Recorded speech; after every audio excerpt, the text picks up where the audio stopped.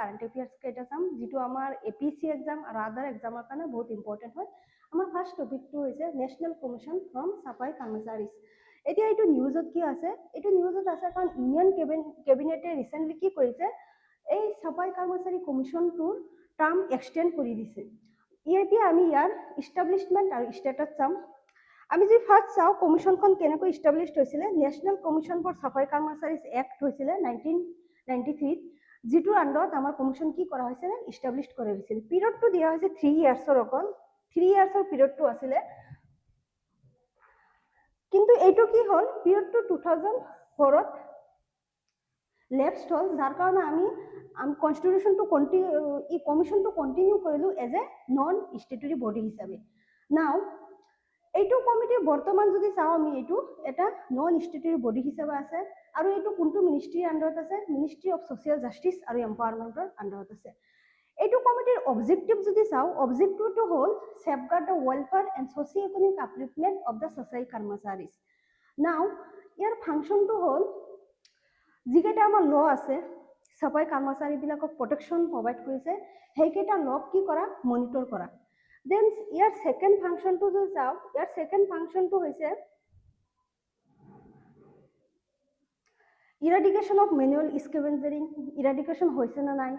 Then এইটো also act as a advisory role provide কৰে চাফাই কৰ্মচাৰী ডেভেলপমেন্টৰ কাৰণে কেনেকুৱা গভৰ্ণমেণ্টে স্কিম লৈ আহিব পাৰে সেইকেইটা এডভাইস কৰে গভৰ্ণমেণ্টক দেন ওয়েলফেয়াৰ স্কিম বিলাক ভালকৈ কাম কৰি আছে না নাই সেইকেইটা কি কৰে মনিটৰ কৰে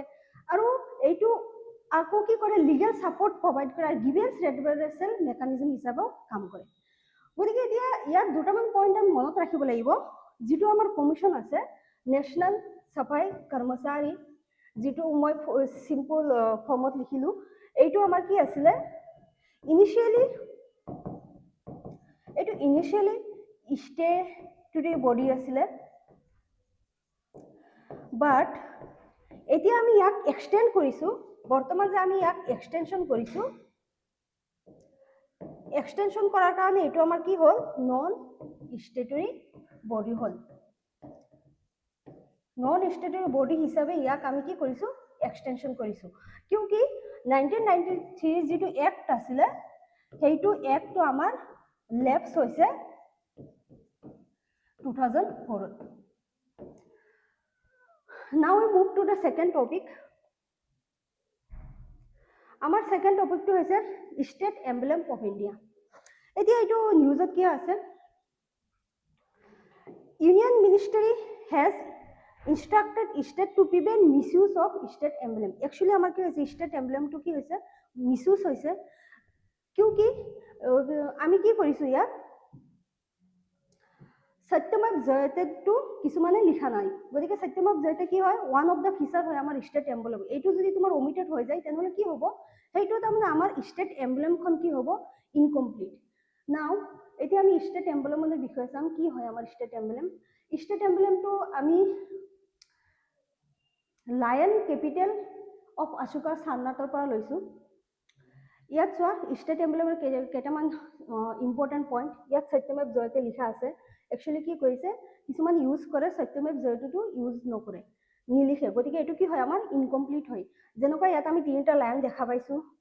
ইয়াত অশোক চক্ৰ দেখা পাইছো গুটেকেটা ফিচাৰ কি হয় ইম্পৰ্টেণ্ট হয় গুটেকেটা আমাৰ ষ্টেট এমব্লেমত আছে গতিকে ইয়াক যদি আমি কৰবাত এজ এ আইডেন্টিটি হিচাপে ইউজ কৰো তেনেহলে আমাৰ গুটেকেটা প্ৰভিজনে থাকিব লাগিব নাও আমি এতিয়া মেইন পইণ্টটো আহিছো State emblem actually কি হয় এটো State emblem অফ ইন্ডিয়া এডাপ্টেশন কৰিছিলো আমি লাইন ক্যাপিটাল অফ অশোকাৰ পৰা এডাপ্টেশন কৰিছিলো অৰিজিনাল যেটো লাইন ক্যাপিটাল আছে ইয়াত কিমান এমসিকিউ আহিব পাৰে অৰিজিনাল যেটো আমাৰ লাইন ক্যাপিটাল আছিল এটো কি হয় ফৰ এছিয়াটিক লায়ন্স ইয়াত তোমালোক মনত ৰাখিবা এটো কি হয় আমাৰ এছিয়াটিক লায়ন হয় আৰু ইহতে কেনেকৈ বেক টু বেক আছে আৰু in a circular abacus placed over a bell-shaped lotus. Bell-shaped lotusৰ ওপৰত এটা ফ্লেট টাইপ আমাৰ সাৰ্কুলাৰ এবেস্কাস আছে যৰ ওপৰত কি আছে আমাৰ এছিয়াটিক লাইনটো বনোৱা হৈছে কিন্তু ইয়াত আমি আৰু এটা ধৰ্মচক্ৰ দেখা পাও যি মাজত আছে আৰু ইয়াত কি আছে আমাৰ বাল আছে হৰ্স আছে আৰু এলিফেন্ট আছে ইহতক সেপাৰেট কোনে কৈছে ধৰ্মচক্ৰই সেপাৰেট কৰিছে নাও এতিয়া এডপ্টেড কেতিয়া এডপশন হৈছিলে this is important from prelims point of view এইটো এডপ্টেড হৈছিলে আমাৰ 26 জানুৱাৰী 1950 আৰু আমি যদি লাইনটো দেখোঁ যদিও 4টা লাইন আছে আমি অকল 3টাহে ভিজিবল হয় আৰু এটা ইম্পৰ্টেণ্ট পইণ্ট ইয়াত আছে যেটো বেৰ শেপড লোটাস আছে এইটো আমি কি এইটো আমি এডপশন কৰা নাই সেইটো আমি লোৱা নাই আমি তাৰ ওপৰত অকল সাৰ্কুলাৰ এবাস্কাছটো লৈছো আৰু অশোক চক্ৰটো লৈছো অশোক চক্ৰ আৰু বাকি ফিচাৰবিলাক লৈছো কিন্তু বেৰ শেপড লোটাসটো আমি কি কৰিছো ইনক্লুড কৰা নাই আৰু আমাৰ যেটো সত্যমেৱ জয়তে আছে এইটো কিন্তু স্ক্ৰিপ্টত লিখা আছে দেৱানাগৰী স্ক্ৰিপ্টত লিখা আছে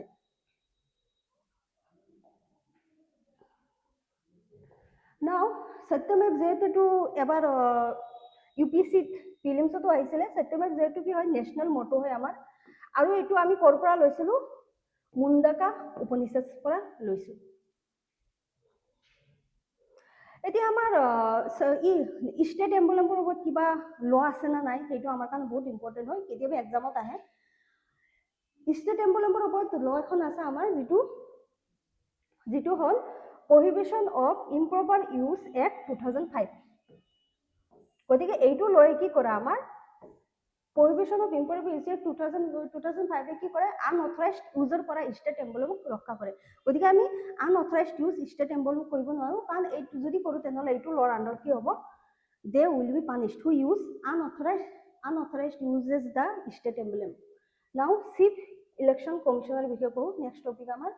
chief election commissioner এইটো নিউজত কি আছে chief election commissioner টো আমি চাব লাগিব ৰিসেন্টলি তোমালোকে সবেই জানা যে আমাৰ নতুনকৈ চিফ ইলেকশ্যন কমিশনাৰ এপইণ্টমেণ্ট হৈছে যাৰ নাম হ'ল জ্ঞানেশ কুমাৰ কি হৈছে নতুনকৈ চিফ ইলেকশ্যন কমিশনাৰ এপইণ্টেড হৈছে গতিকে এইটো এইকাৰণে নিউজত আছে এতিয়া আমাৰ এক্সাম পইণ্ট অফ ভিউ আমি ইয়াৰ আৰ্টিকল কেইটা চাব লাগিব কনষ্টিটিউশ্যনত কি আৰ্টিকল আছে আৰ্টিকল 324ত আছে chief election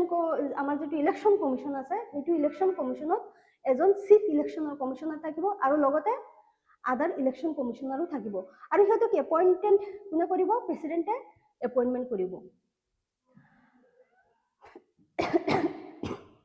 At present, the election commission comprises এতিয়া যদি আমি চাওঁ আমাৰ ইলেকশ্যন কমিশনৰ কি আছে 3 মেম্বাৰ আছে আৰু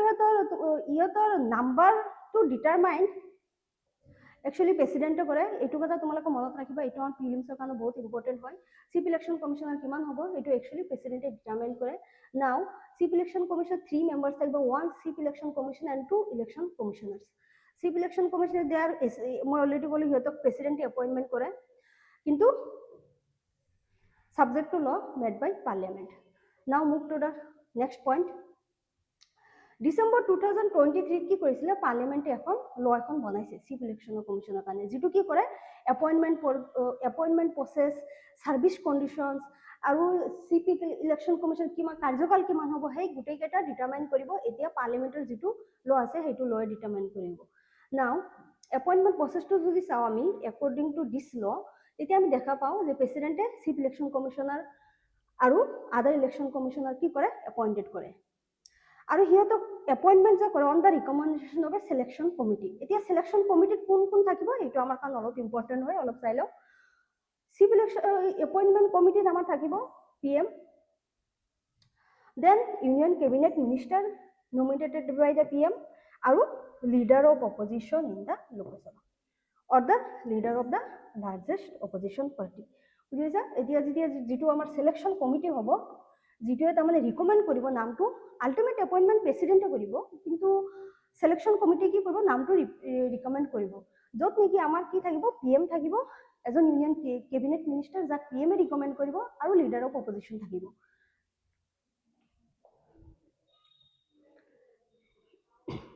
এতিয়া চোৱা কিন্তু যেটো নামটো যে সিলেকশ্যন কৰে এটা সাৰ্চ কমিটি বনোৱা হয় union law minister prepare a panel of eligible নেমটো হিহঁতে কি কৰে ফাৰ্ষ্টতে ফাইন্ড আউট কৰে দেন হিহঁতে এই সিলেকশ্যন কমিটিত এই নামকেইটা দিয়ে আৰু তাৰ পৰাই কি হয় সিলেকশ্যন কমিটিয়ে ৰিকমেন্ড কৰে আৰু তেতিয়া প্ৰেচিডেণ্টে হিহঁতক এপইণ্টমেণ্ট কৰে ইয়াত আমি দুটা কথা ভালকৈ মনত ৰাখিম ফাৰ্ষ্ট হ'ল election commissioners are appointed by president সিহঁতক এপইণ্টমেণ্ট প্ৰেচিডেণ্ট কৰে, but subject to law made by parliament. আৰু আমাৰ second point to হ'ল the name of election commissioners recommended by selection committee to the president. বুঝছা, এই দুটা point মনত ৰাখিবা। আৰু সিলেকশন কমিটিত আমি ক'লোৱে অলৰেডি কোন কোন থাকে, PM থাকে, ইউনিয়ন কেবিনেট মিনিষ্টাৰ এটা থাকে, আৰু লিডাৰ অফ অপজিশ্যন থাকে। এতিয়া আমি নেক্সট টপিকত আহিছোঁ। আমাৰ 4 নম্বৰ টপিকটো হৈছে এডহক জাজেছ। এডহক জাজেছ ইম্পৰ্টেণ্ট হয়, কাৰণ এডহক জাজেছ কি কৰে, সেইবিলাক একচুৱেলি ৰিটায়াৰ্ড জাজেছ হয়, আৰু সিহঁতক কেতিয়াবা সুপ্ৰিম কোৰ্টৰ চিফ জাষ্টিছ অফ ইণ্ডিয়া বা হাইকোৰ্টৰ চিফ জাষ্টিছ অফ ইণ্ডিয়া কেতিয়াবা ৰিকুৱেষ্ট কৰে যে কেছবিলাক চাবলৈ, যেতিয়া সিহঁতৰ অফিচত একচুৱেলি ভেকেঞ্চি থাকে সেইটো টাইমত। এতিয়া এইটো ইম্পৰ্টেণ্ট কিয় হয়, ইম্পৰ্টেণ্ট এটা কেছ, এইটো মনত ৰাখিবলৈ চেষ্টা কৰিবা। 2021 কেছ হয়, যিটো লোক পাহাৰী জাজমেণ্ট বুলি কোৱা হয়। এই লোক পাহাৰী জাজমেণ্টে কি কৰিছিলে, কিছুমান কণ্ডিশ্যনছ প্ৰভাইড কৰি দিছিলে যে এডহক জাজবিলাকক যে এপইণ্টমেণ্ট কৰিব, ৰিকুৱেষ্টেড কৰিব যে পেনেলত বহি কিনে কিছুমান জাজমেণ্ট দিবলৈ, সিহঁতক কি কৰিব লাগে, কিছুমান কণ্ডিশ্যন ফুলফিল কৰিব লাগে, তেতিয়া সিহঁতক আমি এডহক জাজ হিচাপে এপইণ্টমেণ্ট কৰিব পাৰোঁ। এতিয়া লোক পাহাৰী জাজমেণ্ট কিহৰ লগত ৰিলেটেড হয়,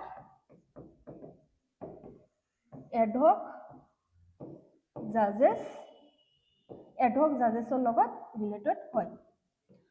নাও এতিয়া আমি মেইন প্ৰভিজনটোত আহি গৈছোঁ। নিউজটো একচুৱেলি কি হয়, জাষ্ট এজ আ কণ্টেক্সট হয়। একচুৱেলি আমি এইটো নিউজত কি আছে, সেইকাৰণে আমি এইটো টপিকটো আমাৰ এক্সামত যদি আহে, আমাৰ মেইন ডিটেইলছ কনষ্টিটিউশ্যনত কি আছে, পলিটি একচুৱেলি তেনেকুৱা কুৱেশ্যনছ আহে। নাও এতিয়া আমি মেইন পইণ্টটোত আহিছোঁ। এতিয়া হ'ল হাইকোৰ্টৰ এডহক জাজেছ কোন হয়, হু দে আৰ। মই অলৰেডি ক'লোঁ তোমালোকক, এইটো কি হয়, ৰিটায়াৰ্ড হাইকোৰ্ট জাজেছ temporary appointed to clear case backlogs. তাৰমানে কেছৰ বেকলগ বহুত হৈ গৈছে, বহুত কেছ পেণ্ডেঞ্চি হৈ গৈছে, যাৰ কাৰণে ৰিটায়াৰ্ড হাইকোৰ্টৰ জাজবিলাক জানাই তোমালোকে 62 years for High Court and 65 years for Supreme Court. এতিয়া সিহঁতে ৰিটায়াৰ্ড হোৱাৰ পিছত কি কৰিব লাগে, সিহঁতক আকৌ মাতা হয়, কাৰণ কেছবিলাক বহুত বেছি হয়, সেইবিলাক বেকলগ ৰিডিউচ কৰিবলৈ। নাও এতিয়া যদি সিহঁতৰ পাৱাৰ চাওঁ, পাৱাৰ অবভিয়াছলি চেম পাৱাৰ, সিহঁতে চেম পাৱাৰ পাব, আৰু চেম জুৰিডিকশ্যন পাব, আৰু চেম সিহঁতৰ স্পেচিয়েল প্ৰিভিলেজবিলাকো চেম দিয়া হ'ব। নাও এতিয়া কনষ্টিটিউশ্যনৰ প্ৰভিজনটো চাইছোঁ আমি, কি কি কনষ্টিটিউশ্যনৰ প্ৰভিজন আছে। ফাৰ্ষ্ট যদি আমি কনষ্টিটিউশ্যনৰ প্ৰভিজন চাওঁ, তেনেহ'লে আমাৰ আৰ্টিকল 224A হয়। আৰ্টিকলটো মনত ৰাখিবলৈ চেষ্টা কৰিবা। এইটো কি কৰিছে, চিফ জাষ্টিছ অফ হাইকোৰ্টক কি কৰিছে, অলপ পাৱাৰ দিছে। সি কি কৰিব পাৰে, ৰিকুৱেষ্ট কৰিব পাৰে ৰিটায়াৰ্ড জাজক যে আপুনি কি হওক, টেম্পৰাৰী এপইণ্টমেণ্ট লওক, আৰু আমাৰ কিছুমান কেছৰ বহুত বেকলগ হৈ আছে, সেইবিলাক কি কৰোঁ, আমি ছল্ভ কৰোঁ। ঠিক তেনেকুৱা, কিন্তু ইয়াত কি লাগিব, কনচেণ্ট লাগিব, consent of both the retired জাজ and the president of India. গতিকে আমি প্ৰায়ৰ কনচেণ্টৰ দৰকাৰ হ'ব। এতিয়া ফাৰ্ষ্ট তোমালোকে বুজি লোৱা, আৰ্টিকলটো কি আছিলে আমাৰ 224A। ইয়াৰ আণ্ডাৰত আমাৰ যিটো চিফ জাষ্টিছ অফ হাইকোৰ্ট থাকে, সি কি কৰে, ৰিকুৱেষ্ট কৰে ৰিটায়াৰ্ড জাজক যে আপুনি আহক, বহক, বহি কিনে কি কৰক, কিছুমান কেছ ছল্ভ কৰক। এতিয়া ইয়াৰ কাৰণে চিফ জাষ্টিছ অফ হাইকোৰ্টে কি কৰিব লাগিব, প্ৰায়ৰ কনচেণ্ট লাগিব। প্ৰায়ৰ কনচেণ্ট কাৰ লাগিব, বথ দ্য ৰিটায়াৰ্ড জাজ, যিজন জাজক ৰিকুৱেষ্ট কৰিব, লগতে প্ৰেচিডেণ্ট অফ ইণ্ডিয়া। এতিয়া আমি নেক্সট পইণ্টটো চাইছোঁ। সুপ্ৰিম কোৰ্টতো তেনেকুৱা প্ৰভিজন আছে। সুপ্ৰিম কোৰ্টৰ আৰ্টিকলটো হৈছে 128, চেম দেখিবলৈ পাবা তোমালোকে। ইয়াতো CJI কি কৰিব, ৰিকুৱেষ্ট কৰিব, আৰু প্ৰায়ৰ কনচেণ্ট কাৰ ল'ব, যিজন যাক এপইণ্টমেণ্ট কৰিব সেইজন জাজৰ প্ৰায়ৰ কনচেণ্ট ল'ব লাগিব, লগে লগে প্ৰেচিডেণ্টৰ প্ৰায়ৰ কনচেন্ট ল'ব লাগিব। এতিয়া কি আমি অলপ চাই লওঁ লোকপ্ৰহাৰী কেছত কি কৈছিলে একচুৱেলি। লোকপ্ৰহাৰী কেছত মই ক'লোৱে তাত তিনি চাৰিটামান কি দিছিলে কণ্ডিশ্যনছ দিছিলে যে এইকেইটা কণ্ডিশ্যনৰ আণ্ডাৰত কি কৰা হ'ব আমি এডহক জাজবিলাকক এপইণ্টমেণ্ট কৰিব লাগিব। ফাৰ্ষ্ট কণ্ডিশ্যনটো হৈছে vacancies exit 20% of the high court sanction instant. হাইকোৰ্টৰ একচুৱেলি ধৰা 24 বা 25 জাজ আছে, তাতকৈ কি হ'ল 20% কি হ'ল ভেকেঞ্চি এক্সিষ্ট হ'ল। Second, specific court have pending for more than 5 years. Over 10% of High Court total cases are pending more than 5 years. The case disposal is lower than the rate of findings. Number cannot be exit. এতিয়া আমাৰ কাৰণে main important হ'ল এইটো number of ad hoc judges cannot exceed 10% of the sanction extent. এইটো মনত ৰাখিবা প্ৰিলিমছত আহিব পাৰে কেতিয়াবা, কাৰণ যিহেতু ad hoc judges আমাৰ নিউজত আছে। এতিয়া চোৱা নিউ কণ্ডিশ্যনছ কি দিলে supreme কোৰ্টে। Ad hoc judges can now appointed even when judicial vacancies are below 20%. এতিয়া চোৱা ad hoc 10% sanction ষ্টেটৰ তলত হ'ব নোৱাৰে, কিন্তু এতিয়া 20% হ'লেও কি কৰিব পাৰে ad hoc judge আমি এপইণ্টমেণ্ট কৰিব পাৰোঁ। আৰু ছেকেণ্ডলি আমাৰ ছেকেণ্ড পইণ্টটো বহুত ইম্পৰ্টেণ্ট হয়, they only hear only criminal আপিলবিলাকে সিহঁতে চাব। Now we move to the second topic, assisted reproductive technology, ART. ART টো কিয় নিউজত আছে? ইয়াত নিউজ আছে এইকাৰণে কাৰণ women over 50 years of age, women যিবিলাকৰ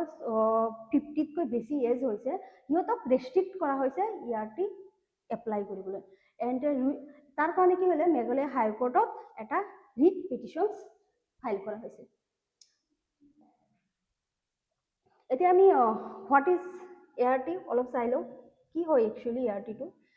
ART চিষ্টেমটো তোমালোকৰ অলপ জানা, এইটো কি হয়, এইটো একচুৱেলি মেডিকেল প্ৰচিডিউৰ হয়, যাৰ তাৰমানে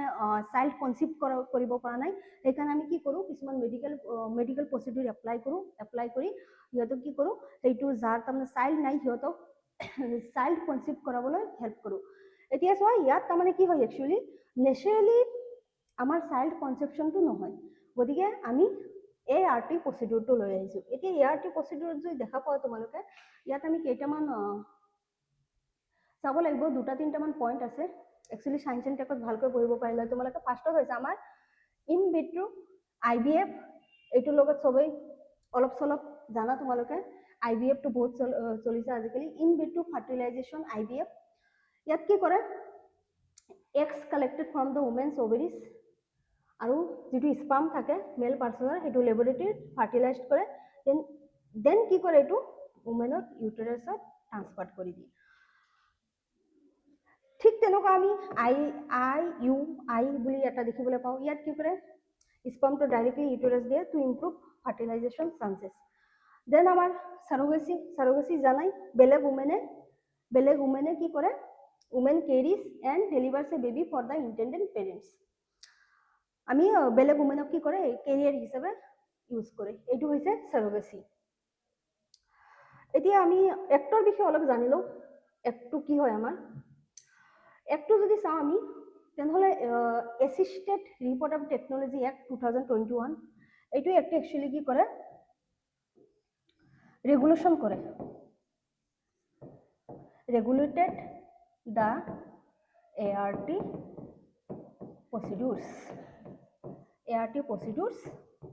ৰেগুলেটেড কৰে। যি তিনিটা ART চালো আমি IVF, IUI, চাৰগেচি, সিহঁতক কি কৰে এইটো ৰেগুলেশ্যন কৰে। গতিকে ইয়াৰ আগত যিবিলাক ART ক্লিনিক্স আছে সিহঁতক কেনেকুৱা ট্ৰিটমেণ্ট দিয়া হৈছে, ART বেংকছ,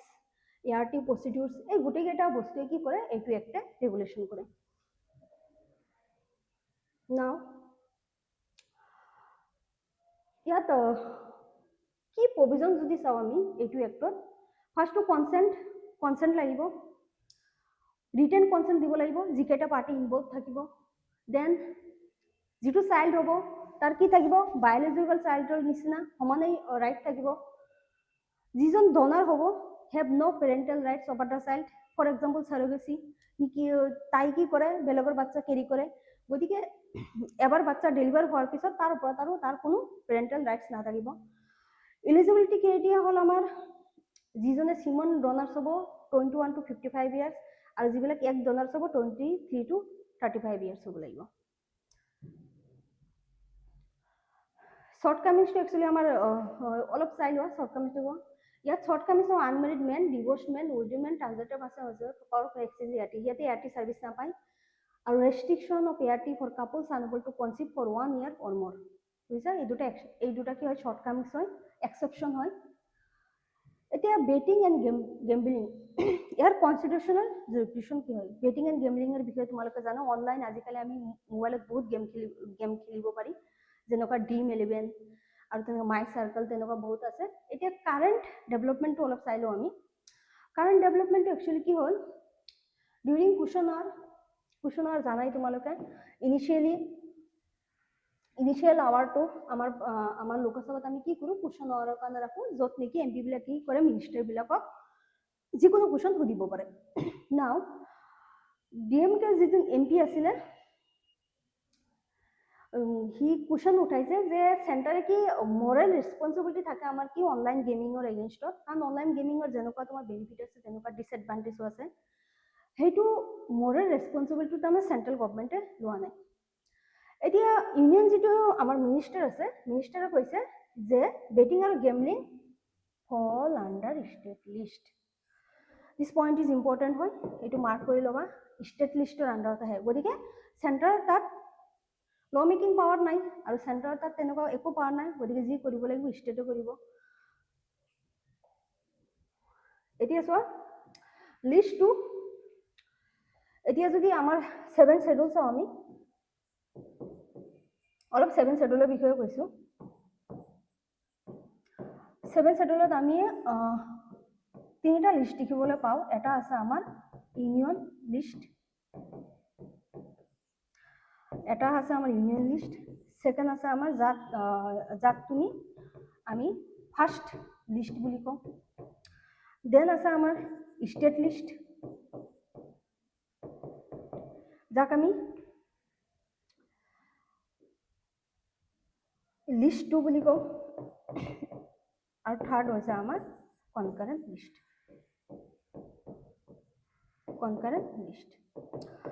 এতিয়া ইউনিয়ন লিষ্টত অকল ল বনাব পাৰ্লিয়ামেণ্টে, ষ্টেট লিষ্টত ল বনাব অকল তোমাৰ ষ্টেট লেজিছলেচাৰে, আৰু কনকাৰেণ্ট লিষ্টত ল বনোৱা পাৱাৰ বোথ চেণ্টাৰ আৰু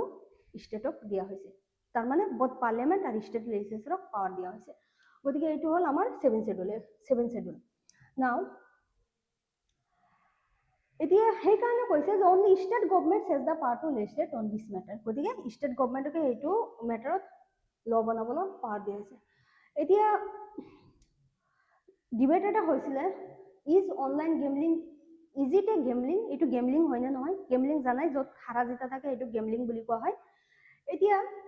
IPL, Dream11, মাই চাইকেল এইবিলাক মই ক'লো বহুত পপুলাৰ হয়, কিন্তু ডিবেটটো হৈছে তোমাৰ এইবিলাক গেমছ স্কিল হয় আৰু গেমলিং হয়। কিছুমান ষ্টেটত ইয়াক বেন কৰা হৈছে, কিন্তু কিছুমান ষ্টেটত আকৌ কি কৰা হৈছে, পাৰ্মিশ্যন কৰা হৈছে। এতিয়া সুপ্ৰিম কোৰ্টৰ ডিফিনেশ্যন যদি চাওঁ আমি, ইয়াত এটা কেছ আছে, doctor KL Lakshman versus state of Tamil Nadu. এইটো কেছত কৈছে যিটো গেমলিং হয় এইটো games of chance, not games of skill. এইটো কি হয়, dominant factor of test. Horse racing, rummy are considered games of skill, hence not gambling. গতিকে আমি টেষ্টটো আমাৰ ইয়াত সোমাই আছে। এতিয়া গেমলিং এটাক আমি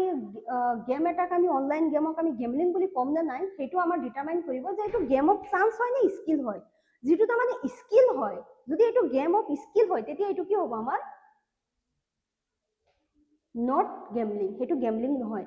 গতিকে horse racing, rummy are considered games of skill, hence not gambling, সেইকেইটা গেম নহয়। ঠিক তেনেকুৱা চোৱা Dream11 fantasy sports recognised a game of skill making it legal. গতিকে আমাৰ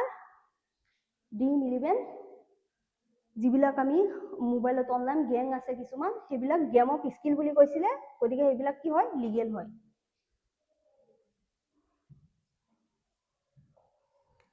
Now move to the topic এইটো হৈছে আপাৰ আইডি চিষ্টেম। আপাৰ আইডিটো কি হয়, একচুৱেলি এইটো নিউজত আছিলে, তাৰমানে CBSE কি কৰিছিলে, চব তাৰ আণ্ডাৰত যিমান স্কুল আছে চবকে কৈছিলে যে 100% আপাৰ আইডি কভাৰেজ লাগে। এতিয়া কি হ'ল, 100% আপাৰ আইডি কভাৰেজ কৰিব দিছে, কিন্তু যিটো 100% কৰিব লাগে কাৰণে কি কৰা হৈছে ইয়াত কিছুমান কি কৰিছে, কিছুমান স্কুলে কি কৰিছে, পেৰেণ্টছক ফ'ৰ্চ কৰিছে যে সিহঁতে আইডি চিষ্টেমটো ল'ব লাগে। গতিকে ফ'ৰ্চফুলি কিছুমানক কি দিয়া হৈছে, আপাৰ আইডি চিষ্টেম দিয়া হৈছে। এতিয়া মেইন হ'ল, ইম্পৰ্টেণ্ট হ'ল আপাৰ আইডি চিষ্টেমটো একচুৱেলি হয় কি, আৰু আমাৰ এক্সামত আহিলে সেইটোৱে আহিব। এতিয়া চোৱা, তোমালোকে আপাৰ আইডি কি হয়, আমার আধার কার্ডত আমার কি থাকে, আমার পার্সোনালিটি ইন্টারেস্ট, আমার পার্সোনালিটি সরি আমার রেসিডেন্ট ক'ত হয়, আমার নাম কি হয়, গোটেইকেইটা আমি পাওঁ। ঠিক তেনেকুৱা আমি আপাৰ আইডি চিষ্টেমত এটা ষ্টুডেণ্টৰ গোটেই ডিটেইলছ পাম। সি কোনটো এক্সাম পাছ কৰিছে, তাৰ আইডেণ্টিটি কি হয়, গোটেইকেইটা আমি গম পাম। এতিয়া চোৱা, এইটো কি হয়, আমাৰ কি আপাৰ আইডি চিষ্টেমত কি দিয়া হ'ব, unicode 12 digit ID assign to students across India. 12 digit ID system দিয়া হ'ব। নাও এইটো তাৰমানে one nation one student ID, আৰু এইটো আমাৰ কোনটো পলিচিৰ আণ্ডাৰত আহিছে, বহুত ইম্পৰ্টেণ্ট হয়, নেশ্যনেল এডুকেশ্যন পলিচি 2020, বুজিছা। নাও এইটো কি হ'ব, লাইফ লং একাডেমিক আইডেণ্টিফায়াৰ চেন্ট্ৰেলাইজিং ষ্টুডেণ্টছ এডুকেশ্যন ৰেকৰ্ডছ, গোটেইকেইটা আমি সেই আইডি চিষ্টেমত থাকিব। এতিয়া কি ফাংচন, যে কম্প্ৰিহেনচিভ কি ফাংচনছ অলৰেডি মই ক'লোৱেই, কম্প্ৰিহেনচিভ একাডেমিক ৰিপৰ্ট থাকিব। আৰু আমি কি কৰোঁ, আৰু ইয়াত ইম্পৰ্টেণ্ট ফিচাৰ এটা আছে, আমি কি কৰিম, আমাৰ ডিগ্ৰীটো ডিজিটেল লকাৰত লক কৰি থ'ব পাৰিম। আৰু ডিজিটেল লকাৰৰ লক থাকিলে কি হ'ব, আমাৰ এইটো ভেৰিফাইড ষ্ট'ৰেজ হ'ব, and retrievable of the educational records, গোটেইখিনি তাতে কি থাকিব, ছেফ এণ্ড চিকিউৰ থাকিব। দেন আহিলে আমাৰ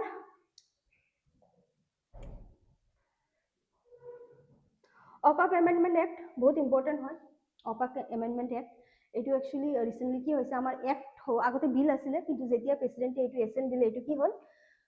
এক্ট হৈ গ'ল। ইয়াৰ মেইন অবজেক্টিভ যদি চাওঁ, improve regulation and management of Waqf properties. এতিয়া অকাপ প্ৰপাৰ্টিটো কি হয়, মই যদি চিম্পল লেংগুৱেজত কওঁ, এইটো একচুৱেলি কি কৰে, কিছুমানে চেৰিটিৰ কাৰণে মুছলিম মানুহে কি কৰে, নিজৰ প্ৰপাৰ্টিটো পাৰ্মানেণ্টলি ডনেটেড কৰি দিয়ে। এতিয়া ইয়াৰ লগত কেতিয়াবা কনফিউজন হ'ব পাৰে ট্ৰাষ্টৰ লগত। এতিয়া যদি কওঁ, ট্ৰাষ্টটো কিবা এটা স্পেচিয়েল পাৰ্পছৰ কাৰণে দিয়া হয়, ধৰা এটা স্কুল উঠাবলৈ ট্ৰাষ্ট এটা দিয়া হ'ব, আৰু ধৰা বেলেগ কিবা লিগেল পাৰ্পছৰ কাৰণে দিয়া হয়, অনাথ আশ্ৰমৰ কাৰণে দিয়া হয়, কিন্তু ৱাকআপটো কি হয়, পাৰ্মানেণ্টলি দি দিয়া হয়। সেইটো আৰু যিজনে দিব সেইজনে আকৌ সেইটো ৰিট্ৰিভ কৰিব নোৱাৰে, কোনো তাৰমানে সেইটো দাবী কৰিব নোৱাৰে। ইয়াত দিয়াই আছে, religious charitable private purposes the ownership deemed to be vested in God, অনাৰটো কোন হ'ব, গড হৈ যাব। গতিকে যোনে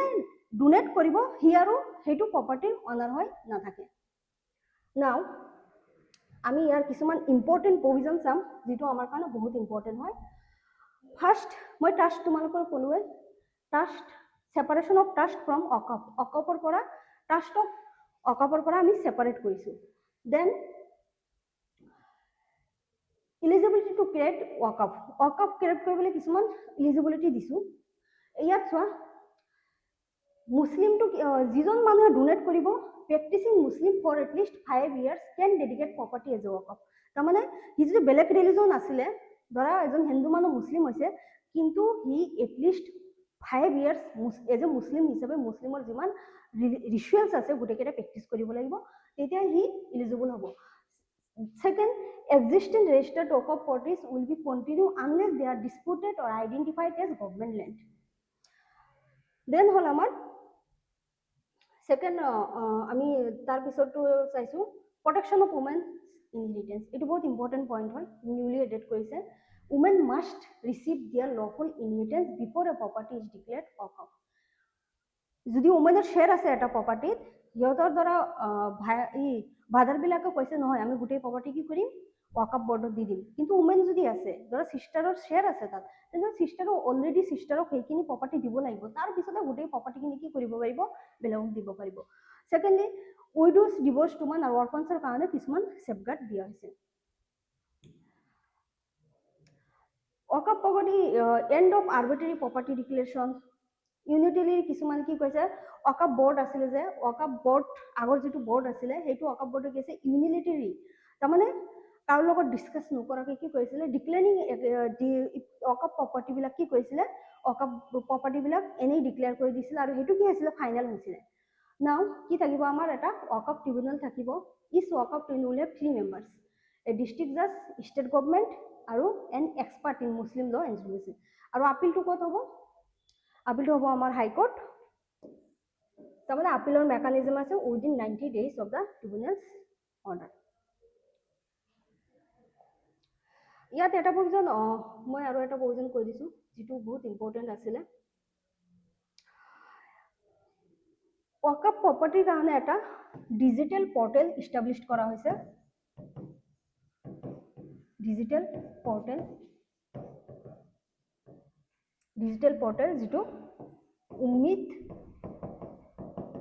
পৰ্টেল বুলি কোৱা হয় গোটেই ওয়াকাফ প্ৰপাৰ্টিৰ যিমান ৰেপজিটৰি আছে যিমান ডিটেইলছ আছে গোটেইকেইটা আমি এই উম্মিদ পৰ্টেলত পাম আৰু সেকেন্ডলি যিটো ওয়াকাফ এক্ট আছে তাৰ নামো কি কৰা হৈছে উম্মিদ এক্ট বুলি কৰা হৈছে এই দুটা পইণ্ট মনত ৰাখিবা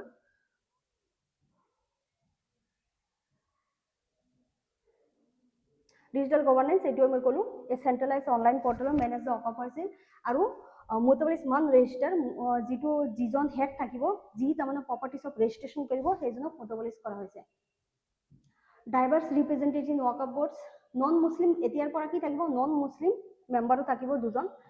যিটো নিউলি এড কৰা হৈছে গতিকে এইকেইটা পইণ্ট বহুত ইম্পৰ্টেণ্ট হয় 2 নন মুছলিম মেম্বাৰ্ছ থাকিব at least 2 must be women among Muslim মেম্বাৰৰ ভিতৰত আকৌ দুজন কি থাকিব 2 মাষ্ট বি উমেন থাকিব আৰু ৰিপ্ৰেজেণ্টেশ্যন তোমাৰ সব কমিউনিটিৰ পৰা আহিব Shia Sunni Bohra Ahmadi and OBC Muslims communities is mandatory তাৰমানে ওয়াকাফ বৰ্ডত এতিয়া গোটেইকেইটা যিমান মুছলিমৰ কমিউনিটিত আছে সবৰে এজন এজন ৰিপ্ৰেজেণ্টেশ্যন থাকিবলৈ লগতে মুছলিমৰ কাৰণেও ৰিজাৰ্ভেশ্যন টাইপ কৰা হৈছে আৰু নন মুছলিমকো ইয়াক এণ্ট্ৰেঞ্চ দিয়া হৈছে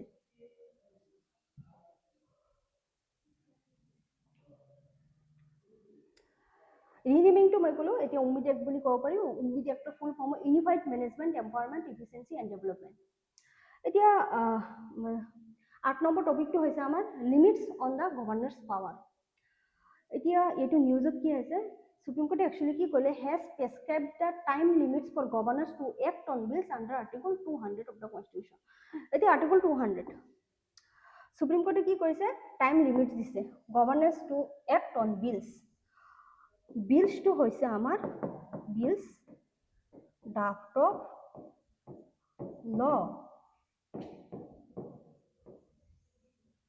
অফ ল বুলি ক'ব পাৰা নহ'লে প্ৰপ'জেল ল তাৰমানে ল এতিয়াও হোৱা নাই ল তেতিয়া হ'ব যেতিয়া নেকি আমি সেইখন বিল দুটা হাউচে পাছ কৰিব আৰু তাৰপিছত প্ৰেচিডেণ্টে এছেন দিব ঠিক তেনেকৈ ষ্টেট লেজিসলেচাৰত এটা বিল তেতিয়াই ল হ'ব যেতিয়া গভৰ্ণৰে তাত সাইন কৰিব বা এছেন দিব এতিয়া আৰ্টিকল 200 ৰ আণ্ডাৰত গভৰ্ণৰে কি কৰে বিলবিলাকক এছেন দিব পাৰে ইয়াত চাৰিটা অপশ্যন থাকে গভৰ্ণৰৰ হাতত first he will give his assent to the bill বিলত এছেন দিব পালে withhold his assent to bill or ৰিকনসিডাৰেশ্যনৰ কাৰণে আকৌ হাউচত পঠাব লাগে যে তোমালোকে ডিসকাস কৰা দেন আকৌ সেন্ড কৰা মোক আৰু ফৰ্থ নাম্বাৰটো হৈছে reservation of bills for president's consent হৈছে এইটো আমাৰ আৰ্টিকল 200 হয় মই ক'লো অলৰেডি নোটছত লিখা আছে তোমালোকে চাই ল'বা এতিয়া আমি আহিছো মেইন টপিকটো লৈ টাইমলাইনটো এতিয়া চোৱা সুপ্ৰিম কোৰ্টৰ আৰ্টিকল 142 ৰ আণ্ডাৰত তোমালোকে জানাই কমপ্লিট জাষ্টিস কৰিবলৈ অলপ পাৱাৰ দিয়া হৈছে তাৰমানে আৰ্টিকল 142 এ কৈছে সুপ্ৰিম কোৰ্ট সামটাইমছ কি কৰিব পাৰে অৰ্ডাৰ ইস্যু কৰিব পাৰে ডাইৰেকশ্যন ইস্যু কৰিব পাৰে টু ইনশ্যোৰ কমপ্লিট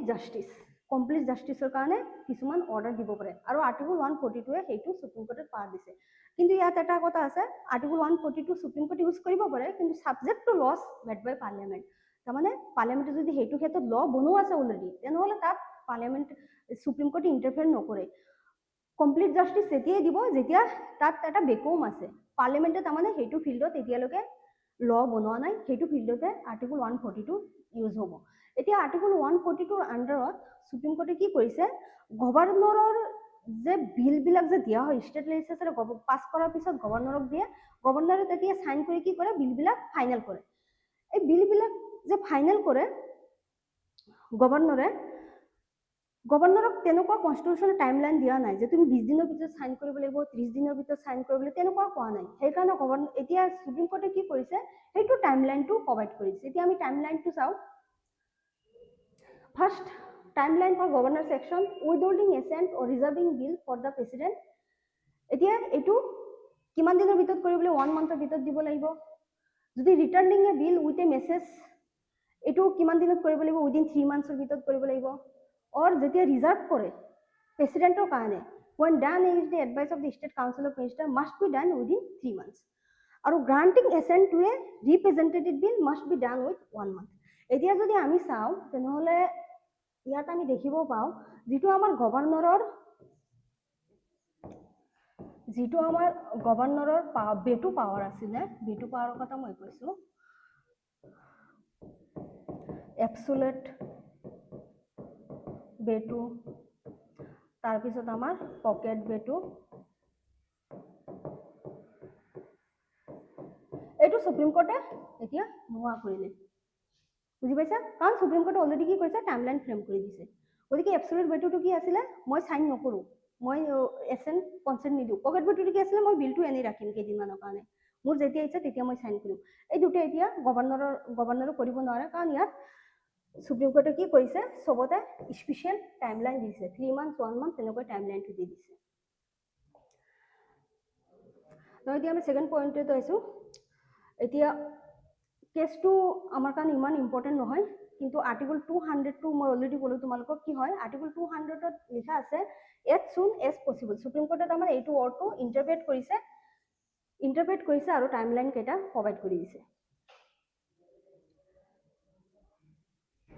এতিয়া এবসোলিউট বেটু মই ক'লোৱে সাইন নকৰা পকেট বেটু হল সাইন উইথ বিলটো কি কৰে বহুত দিনৰ কাৰণে পেন্ডিং ৰাখিব পাৰে এতিয়া আৰ্টিকল 200 মই ক'লোৱে চাৰিটা অপচন আছে give his assent with the reserve the bill for the president consideration আৰু যেতিয়া ৰিটাৰ্ণ ফৰ কনসিডাৰেশ্যন কৰিব এতিয়া কি কৈছে ৰিজাৰ্ভেশ্যন অফ বিল এইকেইটা কি কৰিছে সুপ্ৰিম কোৰ্টে এতিয়া টাইমলাইনটো প্ৰভাইড কৰিছে এতিয়া নেশ্যনেল চিভিল সাৰ্ভিস ডে আমাৰ 9 নম্বৰ টপিকটো হ'ল নেশ্যনেল চিভিল সাৰ্ভিস ডে কি হয় এতিয়া নেশ্যনেল চিভিল সাৰ্ভিস ডেটো আমি 21 এপ্ৰিলত এভৰি ইয়াৰ সেলিব্ৰেশন কৰো কিয় সেলিব্ৰেশন কৰো marks the day of Sardar Vallabhbhai address civil service officers 1947 important হয় মেটকেপ হাউস ইন দিল্লী বুঝা কেতিয়াবা স্টেটমেন্ট এটা উঠাই দিব পাৰে বা বেলেগ এক্সামত এইটো স্টেটমেন্ট উঠাই দিব এতিয়া হি সিভিল সার্ভেন্টক কি কৈছে স্টিল ফ্রেম বুলি কৈছিলে স্টিল ফ্রেম অফ ইন্ডিয়া যেনেকুৱা আমাৰ মেৰুদণ্ড থাকে মেৰুদণ্ড নহলে মানুহ জীয়াই থাকিব নোৱাৰে ঠিক তেনেকুৱা কান্ট্ৰি যেটো ইন্ডিয়া জীয়াই থাকিব নোৱাৰে যদি তাৰ ফ্রেমিংটো নাথাকে এতিয়া first official civil service day কেতিয়া অবজার্ভ করা হয়েছিল এইটো অবজার্ভ করা হয়েছিল 2006 ফার্স্ট আমি তামানে ইয়ার আগে আমি সেলিব্রেশন করা নাছিলো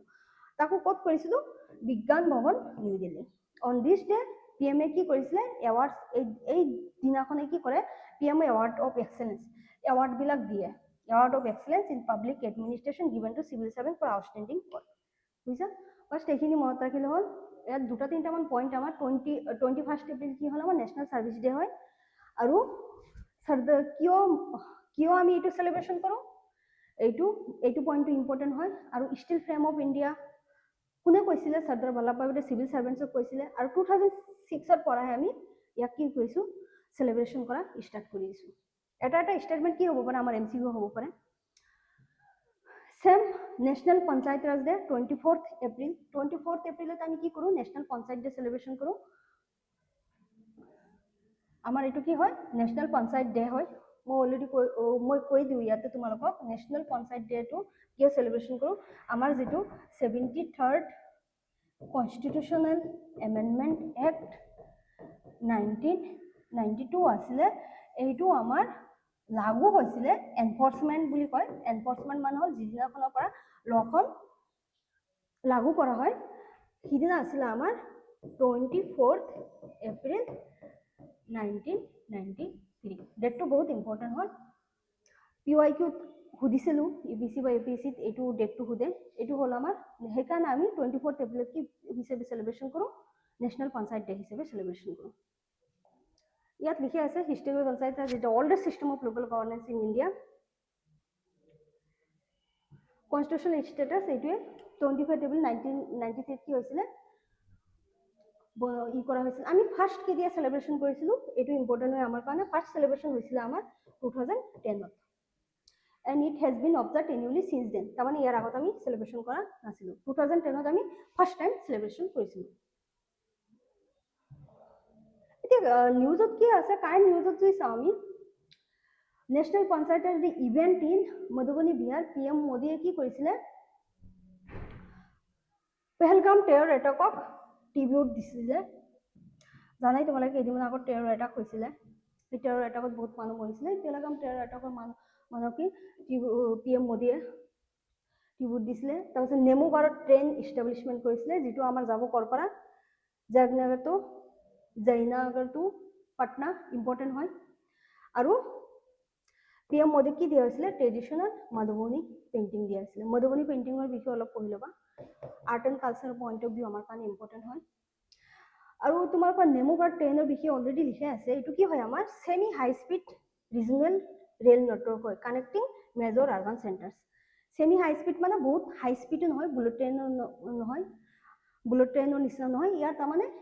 সেমি হাই স্পীড হয় ইমান স্পীডো নহয় ইমান লাহেও নহয়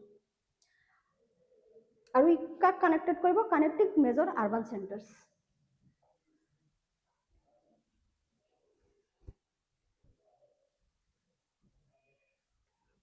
এতিয়া আমি নেক্সট টপিকটো চাইছো আমাৰ নেক্সট 11 নম্বৰ টপিকটো হ'ল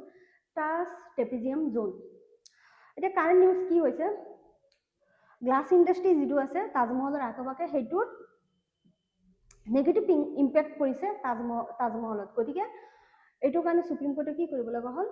এইটো টাছ ট্ৰেপিজিয়াম জোনৰ কাৰণে নতুনকৈ ডাইৰেকশ্যন ইছ্যু কৰিব লগা হ'ল এতিয়া আমি যদি চাওঁ MC Mehta versus Indian of 1996 supreme কোৰ্টে কি কৈছিলে চেন্ট্ৰেল গভৰ্ণমেণ্টক অৰ্ডাৰ দিছিলে যে তুমি কি কৰিবলৈ তাজমহলক এয়াৰ পলিউশ্যনৰ পৰা যিকোনো পলিউশ্যনৰ পৰা তাজমহলক ৰক্ষা কৰা এতিয়া টাছ ট্ৰেপিজিয়াম জোন কেতিয়াবা আহিব পাৰে এক্সামত কোনটোক আমি টাছ ট্ৰেপিজিয়াম জোন বুলি কওঁ এইটো হ'ল আমাৰ 10,400 square kilometre area around the Taj Mahal was demarcated as Taj trapezium zone তাৰমানে এইখিনি জোনক পলিউশ্যন মুক্ত ৰাখিব গৈছে কাৰণ এইখন জোনত যদি কিবা পলিউশ্যন হয় সেইটো ইম্পেক্ট ডাইৰেক্ট আমাৰ তাজমহলৰ যিটো কালাৰ আছে আৰু সেইটো যিটো মাৰ্বলৰ বনোৱা আছে তাত নেগেটিভ ইম্পেক্ট কৰে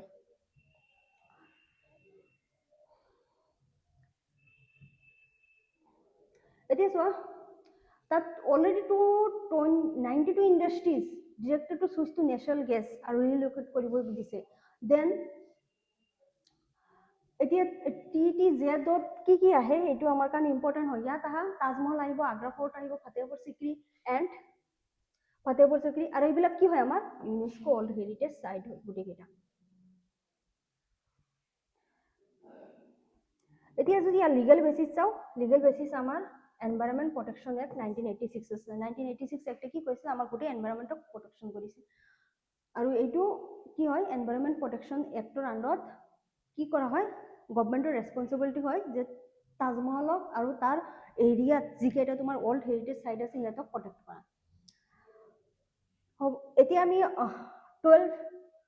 নম্বৰ টপিকটোত আহিছোঁ আমাৰ 12 নম্বৰ টপিকতে supreme court ruling inclusive digital access important হয় ইয়াত কি কৈছে ইনক্লুচিভ ডিজিটেল এক্সেছ ডিজিটেলি সবেই তাৰমানে কি হ'ব লাগে এক্সেছ হ'ব লাগে এজনে এক্সেছ হৈছে আৰু এজনে এক্সেছ হোৱা নাই সেইকাৰণে সুপ্ৰিম কোৰ্টে কি কৰিব লগা হ'ল জাজমেণ্ট দিব লাগে এতিয়া সুপ্ৰিম কোৰ্টে কৈছে সুপ্ৰিম কোৰ্ট যিটো কেছ হয় আমাৰ কেছটো অলপ চাই লওঁ আমি এইটো হ'ল Amar Jain versus union of India Amar Jain case এই अमर जैन केसत কি কৈছে digital access to e governance and welfare services is a part of the right to life and এতিয়া আৰ্টিকল 21 এতিয়া আৰ্টিকল 21ত বহুত কুৱেশ্যনছ আহিয়ে থাকে ৰিসেন্টলি আমি পুত্তাস্বামী কেছতো আমি দেখিছিলোঁ 2019ত যে আমাৰ ৰাইট টু প্ৰাইভেচি কি হয় ফাণ্ডামেণ্টেল ৰাইটছ হয় ঠিক তেনেকুৱা আৰ্টিকল 21 এপ্লাই কৰি সুপ্ৰিম কোৰ্টে ক'লে digital access to e governance তাৰমানে ই গভৰ্নেন্সত গভৰ্ণমেণ্টৰ যিমান পৰ্টেল আছে গভৰ্ণমেণ্টৰ যিমান অনলাইন স্কিমছ আছে আৰু যিমান ৱেলফেয়াৰ প্ৰভিজনছ আছে গোটেইকেইটা সবৰে কি হয় ইনক্লুসিভ এক্সেছ আছে আৰু এইটো কি হয় আমাৰ ৰাইট টু লাইফ আৰু পাৰ্চনেল লিবাৰ্টিৰ ওৱান অফ দ্য পাৰ্ট হয় এতিয়া চোৱা কি হাইলাইটছ কেছৰ যদি ইম্পৰ্টেণ্ট পইণ্ট কেইটা চাওঁ ইয়াত কৈছে inclusive E KYC digital KYC norms must be revised to help persons with facial disfigurement or visual impairment এতিয়া তোমালোকে জানাই আধাৰ কাৰ্ড বনাবলৈ আমাৰ কি আইৰিছ স্কেন এইবিলাক স্কেন ল'ব লগা হয় ই KYC কৰিবলৈ সেইবিলাক ল'ব লগা হয় আৰু সেইবিলাক কাৰোবাৰ যদি তোমাৰ আইছটো ডিসফিগাৰমেন্ট থাকে বা ভিজুয়াল ইম্পায়াৰমেন্ট থাকে ধৰো বডিৰ একটা ডিসফিগাৰমেন্ট আছে তেতিয়া কি হ'ব আমাৰ এইটো ই KYC নৰ্মটো সিহঁতৰ ওপৰত এপ্লাই কৰিব নোৱাৰি গতিকে সিহঁতে কি হ'ব আল্টিমেটলি কি হ'ব গভৰ্ণমেণ্টৰ ছাৰ্ভিচৰ পৰা আউটসাইড ৰখা হৈছে গতিকে সিহঁতে ইনক্লুসিভ নহয় সেইকাৰণে কোৱা হৈছে যে ইনক্লুসিভ ই KYCটো বনাব লাগিব যাতে যাৰ তাৰমানে তেনেকুৱা ডিসফিগাৰেশ্যন আছে ফেচিয়েল ডিসফিগাৰেশ্যন আৰু ভিজুৱেল এম্পায়াৰমেণ্ট আছে সিহঁতে যাতে গভৰ্ণমেণ্টৰ বেনিফিট ল'ব পাৰে right of person with disabilities এতিয়া চোৱা আমাৰ right of person with disabilities আছে 2000ত এটা এক্ট আছে ইয়াৰ ওপৰত কুৱেশ্যনছ অলৰেডি আহিছিলে APSC মেইনছত right of person with disabilities act কোৰ্টে কি কৰিছিলে 20টা ডাইৰেকশ্যন ইউজ কৰিছিলে to make e KYC accessible to all এইটো কি মই অলৰেডি ক'লো পাৰ্ট অফ আৰ্টিকল 21ৰ আন্ডাৰত হয় আৰু ষ্টেটৰ কি অব্লিগেশ্যন আছে ষ্টেটৰ অব্লিগেশ্যন হয় under article 21 14 15 30 and state must include digital infrastructure for marginalised groups are যে সিগনিফিকেন্স অফ সিগনিফিকেন্সটো কি দেখিব access to government scheme online learning financial service গতিকে ইনক্লুসিভ এক্সেস হ'ব গভৰ্ণমেণ্ট সাৰ্ভিসত গভৰ্ণমেণ্ট স্কিমত অনলাইন লাৰ্নিঙত গতিকে আমাৰ ডিজিটেল এক্সেস সবৰে লাগে আৰু এইটো কি হয় আমাৰ ই one of the fundamental rights হয় OBC কোটা এটা triple test for OBC quota in local bodies এতিয়া নিউজত কি আছে নিউজত এই কাৰণে আছে the Jharkhand government has began implementing OBC reservation in local bodies having complete data collection on OBC population as the first step in triple test আমি যদি আমাৰ দুটাই আমাৰ যেটো কনস্টিটিউশনাল এমেন্ডমেন্ট এক্ট আছে 73rd কনস্টিটিউশনাল এমেন্ডমেন্ট এক্ট এখন এক যদি তোমালোকে পঢ়া তাত তোমালোকে দুটা প্ৰভিজন দেখিব পাবা এটা হৈছে আমাৰ কম্পালসৰি প্ৰভিজনস এটা হৈছে আমাৰ কম্পালসৰি প্ৰভিজনস ইয়াত কিছুমান প্ৰভিজনস দিয়া আছে যিকেটা কি হয় কম্পালসৰি হয় সবে মানিব লাগিব সব ষ্টেটে এটো ফলো কৰিব লাগিব দেন আৰু এটা আছে আমাৰ অপশনাল প্ৰভিজনস এতিয়া চোৱা কম্পালসৰি প্ৰভিজন কেটা এনেকুৱা যেটো তাৰমানে ষ্টেটৰ দ্বাৰা তোমালোকে জানা যে পঞ্চায়ত ৰাজ ইনষ্টিটিউশনছ বিলাক আমাৰ ষ্টেট লৈ কি কৰে ইমপ্লিমেন্টেশন কৰে ষ্টেট লাইসেন্স ল বনাই কিনে সেইকেটা বনাব লাগে যেনেকুৱা আমাৰ অসমৰো আছে অসম পঞ্চায়ত ৰাজ এক্ট 1994 আছে ঠিক তেনেকুৱা সব ষ্টেটে বনাব লাগে কিন্তু ষ্টেটে যেতিয়া ল বনাই সিহঁতে তেতিয়া মাইণ্ডত ৰাখিব লাগিব যিবিলাক কম্পালসৰি প্ৰভিজনছ আছে সেইকেটা এড কৰিব লাগিব আৰু অপশনাল বিলাক এতিয়া ষ্টেটৰ ওপৰত ডিপেন্ড কৰে সিহঁতে কৰিব পাৰে নকৰিব পাৰে এতিয়া সব কম্পালসৰি প্ৰভিজনত আছে আমাৰ SC ST and women reservation state লয়ে reservation দিবই লাগিব SC